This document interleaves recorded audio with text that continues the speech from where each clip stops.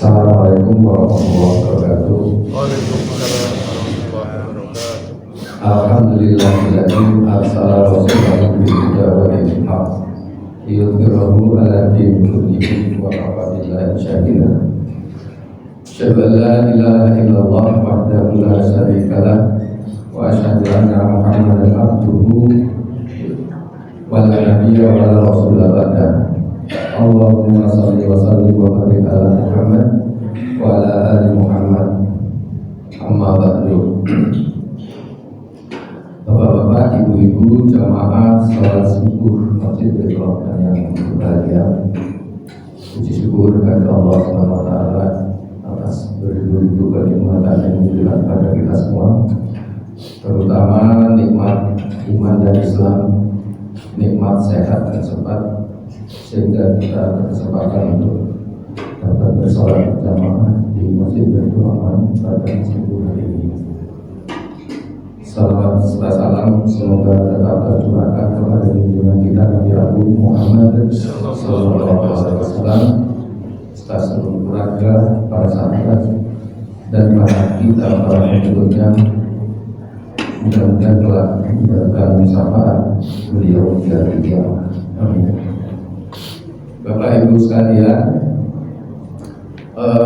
kalau penceramah selama bulan Ramadan ini selalu berkaitan dengan bulan Ramadan.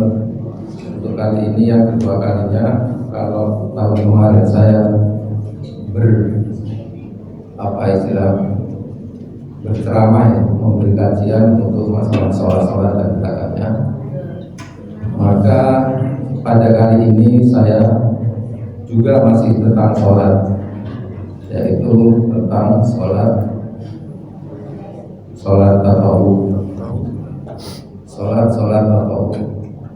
Apa itu sholat tatawuf? Sholat tatawuf adalah semua sholat sunnah yang disyariatkan di dalam agama Islam selain sholat wajib yang lima waktu. Maksud saya di sini adalah jadi Bapak Ibu sekalian supaya tahu atau memberitahu atau menginformasikan bahwa hadis-hadis banyak sekali tentang masalah sholat tatawuf, dengan harapan Bapak Ibu sekalian mengerjakan sholat tatawuf ini tidak istilahnya ikut-ikutan tanpa tahu sumber hukumnya, atau katakanlah taklid. Apalagi kalau tak sampai taklid buta, ada orang sholatnya begini ikut, ada orang sholatnya begini ikut. Nah, ini saya mencoba untuk memberikan dasar-dasar hukumnya sholat tatawuf itu sholat apa saja. Bapak Ibu sekalian, dalam Muktamar Tarjih Muhammadiyah di Wiradesa, Kalongan, Jawa Tengah tahun 1972 memutuskan tentang sholat tatawuf yang berdasarkan tuntunan dari Nabi Sallallahu Alaihi Wasallam dan dalil yang kuat atau rajih. Ada 4 macam, ada 11 macam, yaitu yang pertama adalah sholat rawatib, yang kedua sholat antara azan dan iqamah, yang ketiga sholat tahiyatul masjid,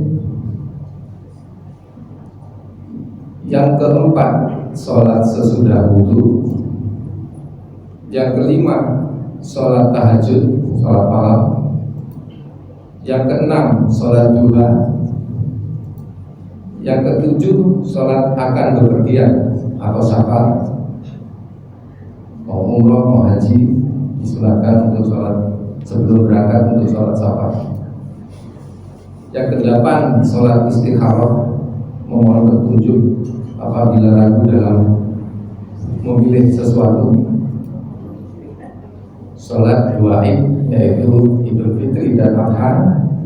Yang ke-10 sholat gerhana, dan yang ke-11 sholat istisqa, sholat minta hujan ketika kemarau panjang. Inilah yang kita pedomani 11 sholat tatawuf yang diputuskan oleh Tarjih Muhammadiyah. Bapak Ibu sekalian, sebetulnya apa sih fungsi dari sholat tatawuf itu? Sholat tatawuf adalah sebagai penyempurna sholat wajib.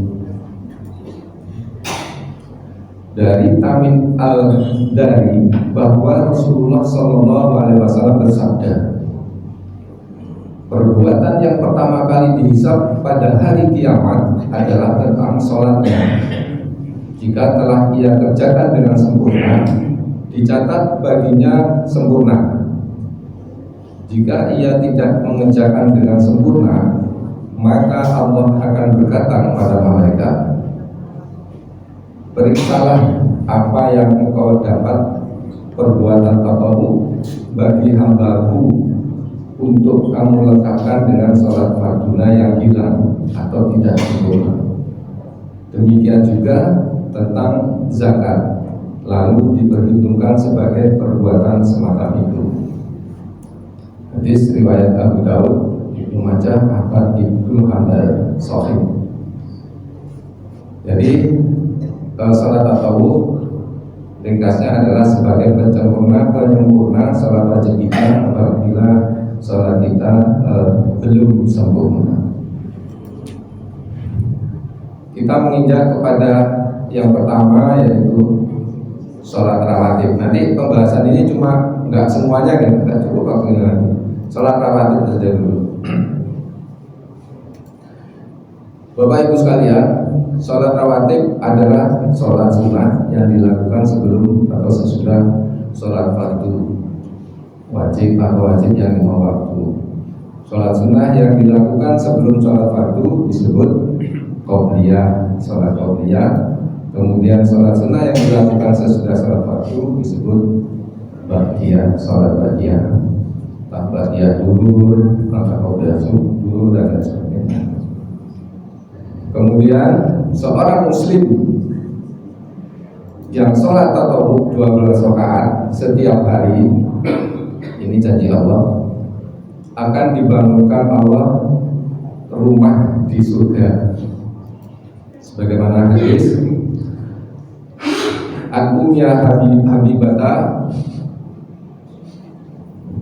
Zawjinan Nabiya sallallahu alaihi wasallam annaha qalat sami'tu Rasulullah sallallahu alaihi wasallam yaqulu ma min 'abdin muslimin yusalli lillahi kulla yaumin sintain asyrata rak'atan tatawu'an ghaira faridatin illa banallahu lahu baita fil jannah. Artinya, aku telah mendengar dari Ummu Habibah, istri Nabi Shallallahu Alaihi Wasallam. Aku telah mendengar Rasulullah Shallallahu Alaihi Wasallam bersabda, tidaklah seorang hamba muslim yang melakukan sholat untuk Allah setiap harinya 12 rakaat salat tatawuf selain yang wajib, kecuali Allah pasti akan membangunkan baginya rumah di surga. Jadi minimal Bapak Ibu kalau pengen punya rumah di surga, itu sholat qobliyah dan ba'diyah itu paling tidak 12 rakaat minimal ya, minimal. Hadis di atas menjelaskan bahwa orang Islam yang mengerjakan sholat sunnah 12 rakaat setiap harinya, maka akan dibangunkan baginya rumah di surga. Adapun 12 rakaat tersebut adalah 4 rakaat sebelum zuhur, 2 rakaat setelahnya, 2 rakaat setelah maghrib, 2 rakaat setelah isya, dan 2 rakaat sebelum subuh.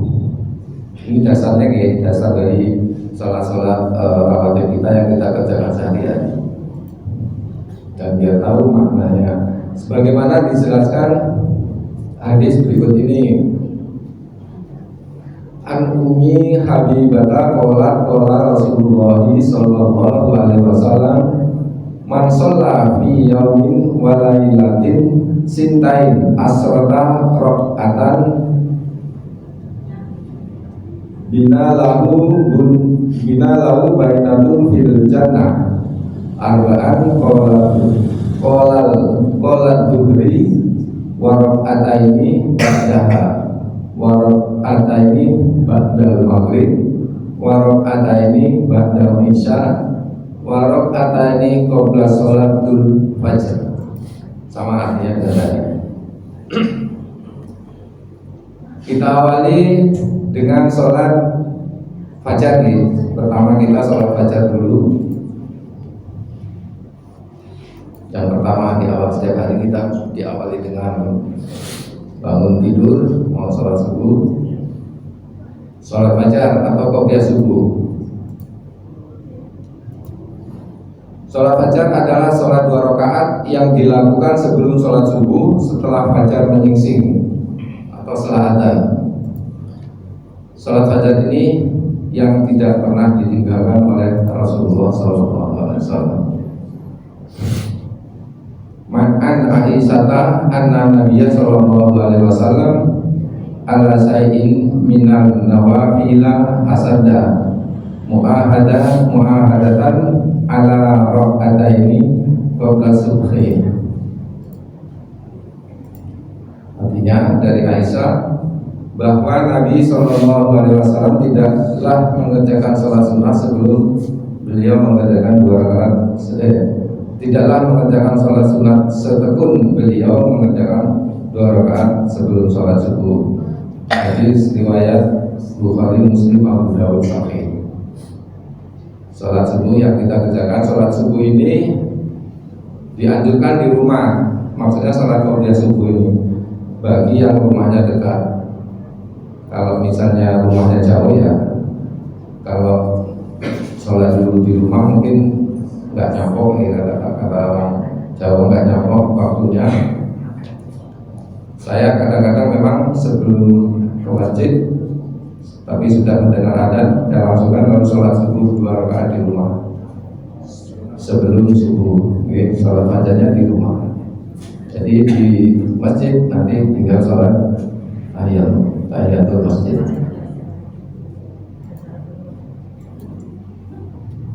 Terus an Aisyata qalat kana Rasulullah sallallahu alaihi wasallam yusalli raka'atani al-fajri idza sami'al adzana mukhafifuha. Dari Aisyah katanya, jika mendengar azan subuh maka Rasulullah sallallahu alaihi wasallam sholat 2 rakaat fajar dengan meringankan kedua rakaatnya. Membaca al-kafirun sama kulhu itu sudah cukup. Terus hadis selanjutnya yang artinya bahwa Nabi Sallallahu Alaihi Wasallam sholat 2 rakaat antara azan dan iqamah pada waktu sholat subuh, maksudnya sebelum sholat subuh.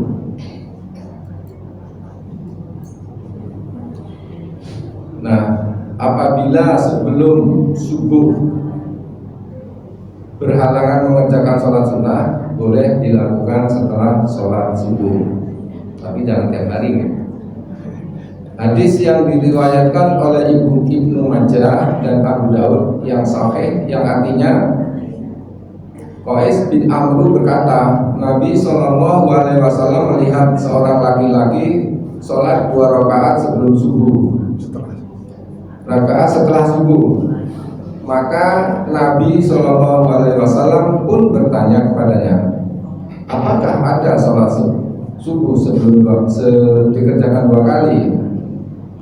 Laki-laki itu menjawab, aku belum mengerjakan 2 rakaat sebelum subuh, maka aku mengerjakannya. Nabi Shallallahu Alaihi Wasallam pun diam. Hadisnya sahih. Cuma di sini tidak dikatakan apakah Rasulullah pernah mengerjakan itu dalam hadis tersebut. Tapi yang jelas hadisnya seperti itu, dan itu boleh dilaksanakan. Kemudian 2 rakaat sholat fajar adalah lebih baik dari dunia dan isinya.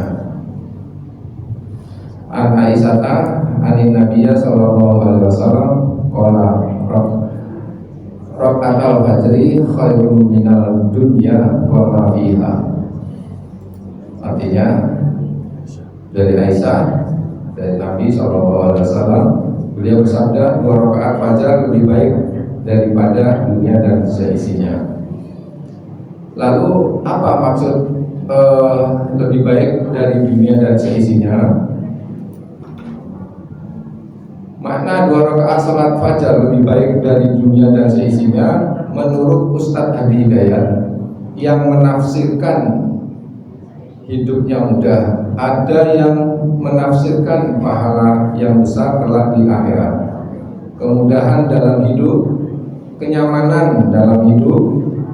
Orang sakit dia sehat, harusnya macet dia lancar dan lain sebagainya. Ada juga yang menafsirkan dunia ini jadi kecil, bisa menahan segala hawa nafsu duniawi, takwanya meningkat atau naik, dan terhindar dari penyakit alwan. Apa penyakit alwan? Adalah cinta dunia dan takut mati, penyakit hati yang dapat melemahkan iman seseorang. Cinta dunia adalah sikap mencintai kehidupan dunia melebihi kehidupan akhirat. Takut mati adalah ketakutan ekstrim yang terhadap kematian karena meninggalkan hartanya di dunia. Kemudian selanjutnya sholat sunnah sebelum dan sesudah sholat duhur. Sholat sunnah sebelum duhur adalah 2 rakaat atau 4 rakaat, sedangkan sesudah duhur adalah 2 rakaat atau 4 rakaat.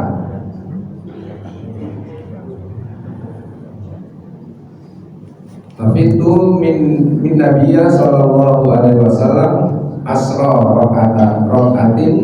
raka'ataini qabla dhuhri wa raka'ataini ba'daha wa raka'ataini ba'dal maghrib fi baitihi wa raka'ataini ba'dal isya fi baitihi wa raka'ataini qabla salatil subhi.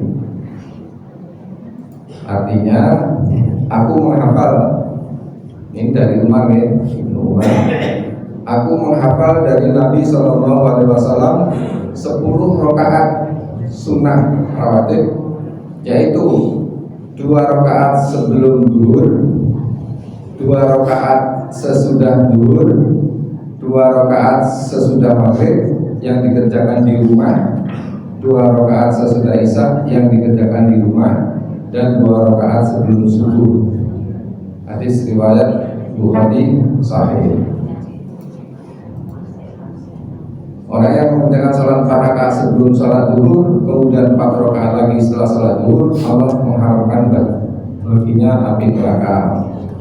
Sebagaimana terdapat dalam hadis Habib Ummu Habibah radhiyallahu anhu, yang artinya barang siapa yang menjaga 4 rakaat sebelum duhur dan 4 rakaat sesudahnya, maka Allah mengharapkan darinya api neraka. Sahih.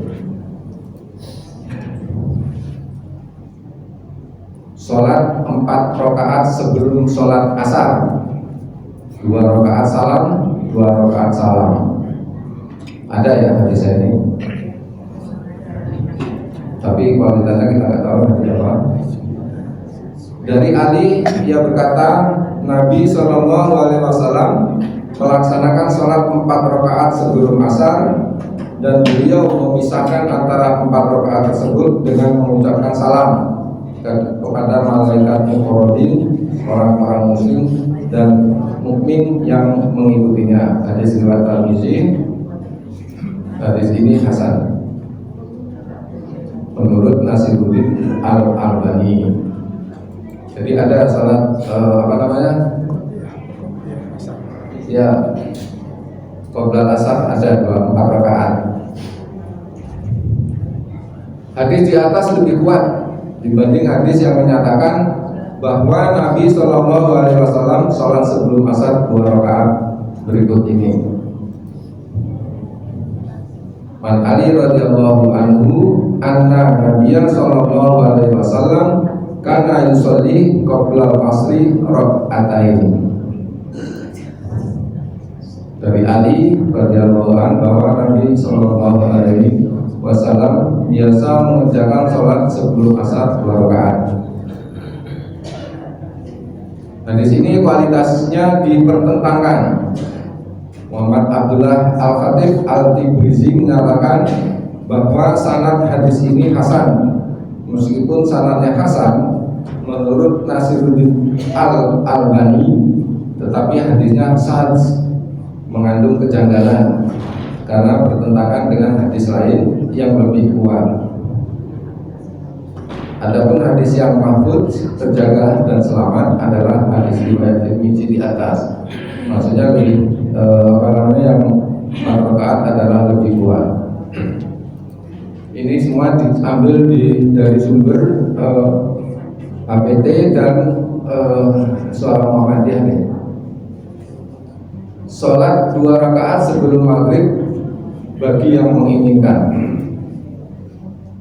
Tidak usah saya bacakan hadisnya, artinya saja. Dari Abdullah Muzanira bahwa Rasulullah Shallallahu Alaihi Wasallam bersabda, sholatlah sebelum maghrib 2 rakaat. Bersabda lagi, sholatlah sebelum maghrib 2 rakaat. Kemudian beliau bersabda lagi pada yang ketiga, barang siapa yang menginginkannya.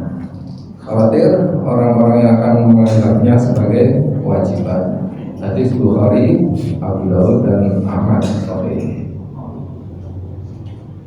Jadi ada salat maghrib bagi yang mau, mau sholat selatan dan selatan aja bisa.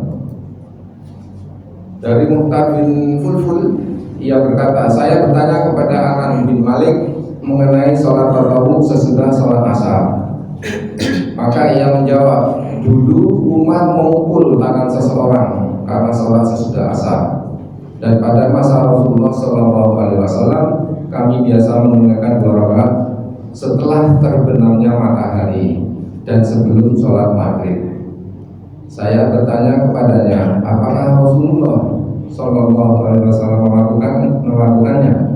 Ia menjawab, beliau melihat kami melakukannya, namun beliau tidak memerintahkan kami dan tidak pula melarangnya. Hadis riwayat Muslim sahih. Kemudian sholat 2 rakaat setelah sholat maghrib sudah jamaah ya, kita lakukan bareng-bareng setelah sholat.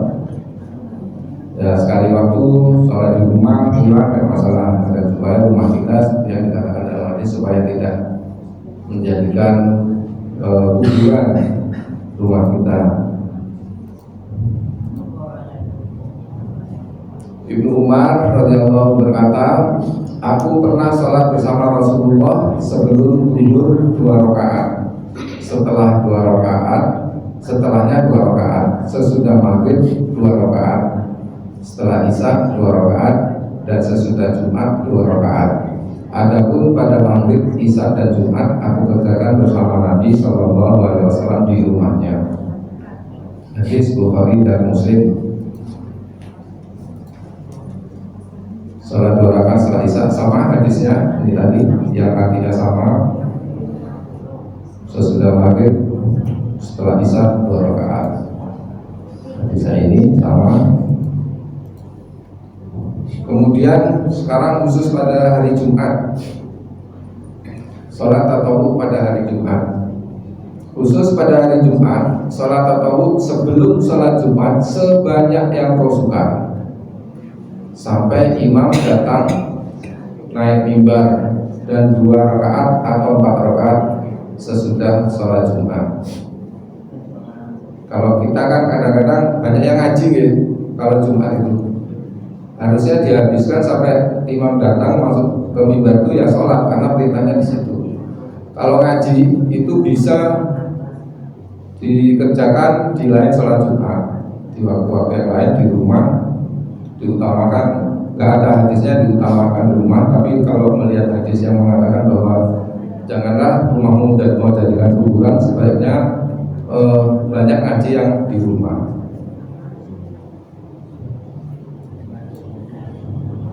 Ini hadisnya panjang, saya bacakan artinya saja. Abu Sa'id Al-Khudri dan Abu Hurairah berkata, aku mendengar Nabi Shallallahu Alaihi Wasallam bersabda, barang siapa mandi pada hari Jumat dan mengenakan wangi-wangian bila ada, dan memakai pakaian terbaik, kemudian keluar dengan tenang sehingga sampai ke masjid, lalu sholat sebagaimana telah ditetapkan Allah Subhanahu wa Ta'ala dan tidak mengganggu orang lain. Maksud ngaji tadi sebenarnya banyak yang ganggu yang suaranya keras nih, karena banyak orang yang ingin sholat kalau suaranya keras, lirih-lirih nggak apa-apa, tapi kalau sampai suaranya mengganggu, ini termasuk dalam mengganggu orang lain. Kemudian mendengarkan khutbah imam sampai salat didirikan, maka perbuatan tersebut menjadi pembebas dosa selama antara Jumat hari itu dengan Jumat berikutnya. Abu Hurairah berkata, dan ditambah 3 hari, karena Allah menjadikan kebaikan pada hari Jumat menjadi 10 kali lipat pahalanya. Jadi digenapkan 10 hari pahalanya. Hadis riwayat Daud dan Ahmad Sahih.